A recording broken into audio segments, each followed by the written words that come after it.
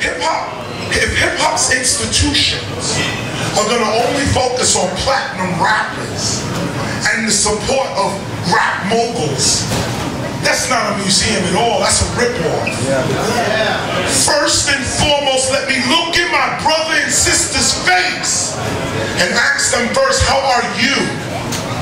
Yo, Chris, we need to talk about XYZ. Oh, before we even can discuss an institution, let me discuss your welfare first.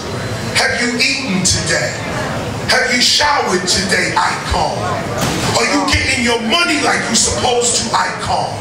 Do you have legal representation? What about health insurance? Before we even discuss a museum, a college, a hall of fame, while our icons are dying before our faces? This is what the argument is. Only hip-hop could build hip-hop's museum.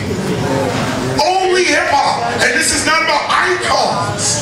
If you really feel hip-hop in your heart, you are hip-hop. But if you really feel hip-hop in your heart, then you don't get your hip-hop from a CD. You walk up on Cool Herc and you say thank you. And out of your own love, reach in your pocket, hand them something.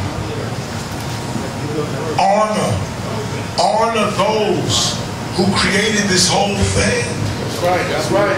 There has to be a higher level of respect for Flash, Bam, and Herc. Holy Trinity. The Holy Trinity. Bam is working right now. Why? This is Africa Bambaataa. The one who took gangs off the street in New York and formed up a whole different organization telling gangs, put guns down and take up breaking, MCing, graffiti writing, and DJing. Could you imagine? This thing happened in New York with Africa Bambaataa. If there's any museum, hall of fame to be erected, is Africa Bambaataa's name that gotta be on it first. Before we even thought about preserving hip-hop, Africa Bambaataa was right up there in Bronx River telling us we are a culture. Africa Bambaataa united with James Brown and put out peace, love, unity. I'm saying this shit wrong,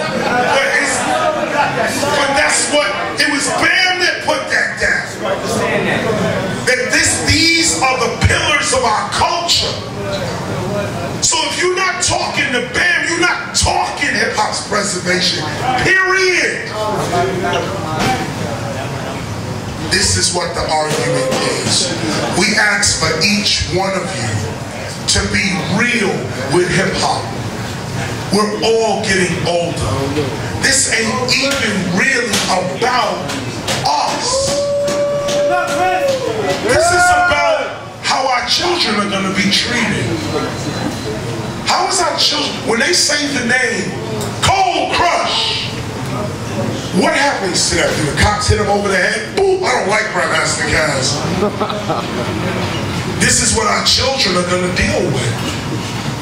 We are the living embodiment of their history.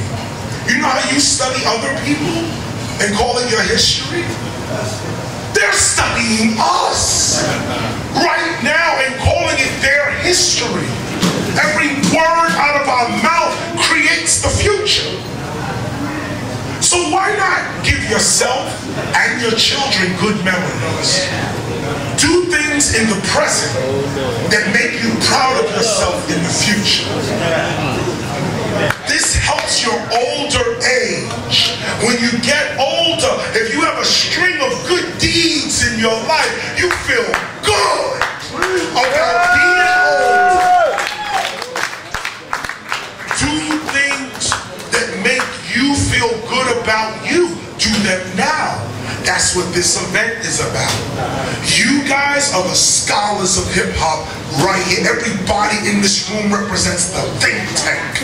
Everybody in this room represents the consensus of real hip-hop. This is the voice that will tell voices how to organize. So with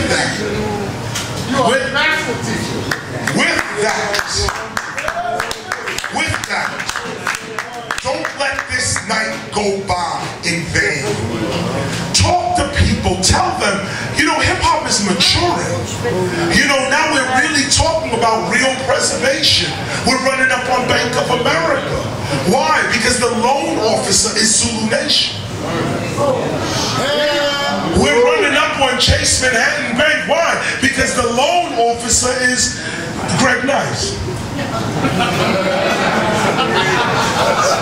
Fuck it. We are not 16 anymore. Yeah! People with billions respect us. Yeah. We just have to organize ourselves in such a way that our basket is weaved and ready to collect the respect that's already out there. That's the fucking truth right there. With that, I want to send you all tonight home